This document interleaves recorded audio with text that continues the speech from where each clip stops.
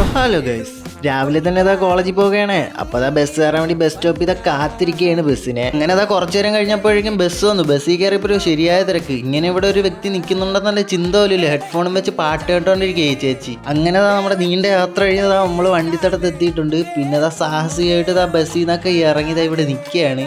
അങ്ങനെ അതാ കോളേജിൽ എത്തിയപ്പോഴും നമ്മൾ മൂന്നുപേരും മാത്രമേ കണ്ടുള്ളൂ. വേറെ ആരും കോളേജ് വന്നില്ലെന്ന് തോന്നുന്നു. ഇന്ന് റെക്കോർഡിൽ സൈൻ ഇടാൻ വേണ്ടിയാണ് കോളേജിൽ വന്നത്. കോളേജിൽ വന്നപ്പോഴും എന്നെ പോലെ മാസ്ക് വെച്ച് വേറൊരുത്ത്. അങ്ങനെ റെക്കോർഡിൽ പേരെല്ലാം എഴുതിയതിനു ശേഷം നേരെ കൊണ്ട് ടീച്ചറിന്റെ കൊടുത്ത് സൈൻ ഇട്ടെല്ലാം വാങ്ങിയിട്ടുണ്ട്. റെക്കോർഡെല്ലാം സൈൻ ഇട്ട് വാങ്ങിയതിനു ശേഷം വീട്ടിൽ പോകുന്നപ്പോഴും പ്രിൻസിപ്പൾ വന്നിട്ട് പറയല്ലേ കുറച്ച് മെഷീൻസ് അടുക്കി വെക്കുകയാണെന്ന്. പിന്നെ നേരെ പോയി എല്ലാം അടുക്കി വെച്ചു. ഓരോ ബിരിയാണി വാങ്ങാനുള്ള പൈസ തന്നെ ഏത്.